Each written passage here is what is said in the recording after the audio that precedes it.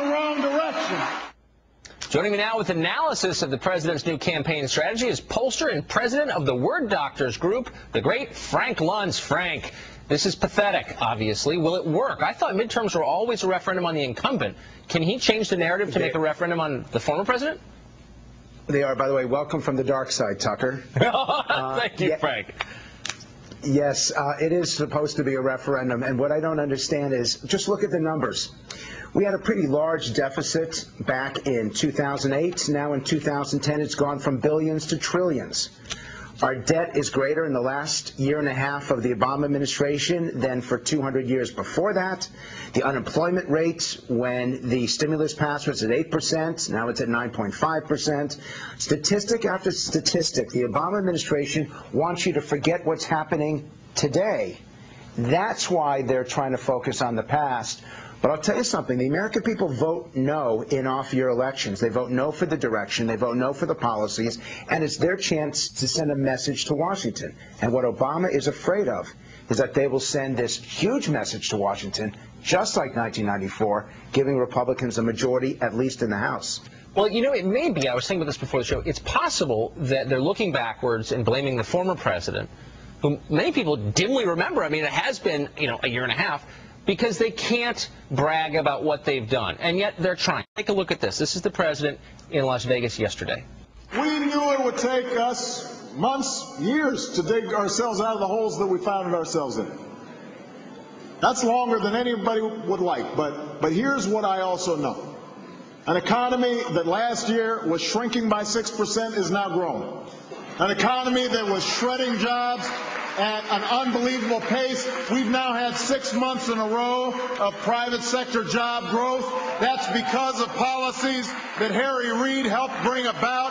We have turned things around, and we are moving in the right direction. Can you do this, Frank? I mean, I know you look speechless. I am, too. Can you, in the face of 10% unemployment and a deficit this large, a debt that is going to match GDP shortly, can you really brag about the economy?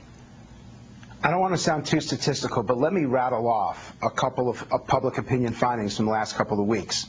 First, only a third of Americans think the country's headed in the right direction. Almost two-thirds think we're pretty seriously off on the wrong track, and that number's been expanding. Second, a majority of Americans now believe that their children are going to have a worse quality of life than they have had. Third, 57% of Americans think that the country is not going to be as strong for their children as it is for them right now. And fourth, they think that Washington is completely out of control, that politicians don't understand the concerns of average Americans, and that it is because of what Congress is doing is making things worse, not better. Tucker, the numbers are overwhelming. You know I polled in 1994. I was involved with the contract with America. I will tell you that on every single statistical measurement, the Democrats are in more trouble today than they were in July of 1994 when they lost control of the House and Senate. And boy, have they earned it. This guy has failed faster than I've ever seen a president fail, and it's deserved. He is a profound phony. He is exactly what he said he wouldn't be. He said he'd be a uniter, a big picture guy. He has turned out to be small and vindictive and vituperative and nasty. And I'm wondering if people notice. I mean, do people want the president to be constantly carping at the other party like a man on a campaign stump, or do they want him to rise above it? I thought always the latter. 3 words. They want you to get it done. It's really that simple, and it's really rich that he comes to Nevada to criticize the Republicans when twice Barack Obama criticized companies for coming to Nevada, and twice he caused cancellations of tens of thousands of room nights in this very place. I'm coming to you from Nevada. By the way, they're the #1 unemployed state in the country, over 14% unemployment. And much of that can be directly attributed to what Barack Obama said about companies choosing to hold conventions or meetings right here in Nevada. And he sits right next to Harry Reid. You got to wonder, why does Harry Reid sit next to Barack Obama? Because he has no choice. This man is holding on by his fingertips. There is no chance he's getting above 40% in this election. His only chance of winning is by splitting the vote and getting the plurality. Let me ask you about what is shaping up. Wait. Let me throw one thing out to you, because no one knows this in America. There is a none of the above on the Nevada ballot. That's right. That's what Harry Reid is hoping for, that those who are opposed to him but don't want to vote Republican, that maybe 3 or 4% will vote for none of the above. If they do, that saves Harry Reid's seat here in Nevada. They're not even hoping to get to 51. They know it's impossible. Very quickly, apparently the strategy on the Democratic side on the Hill is shaping up to be this: pass it all during the lame duck session. Even if Republicans take the House, Democrats apparently have plans to pass climate legislation, card check, raise taxes. Can they get away with this? Will the public stand for this, or will there be some kind of rebellion?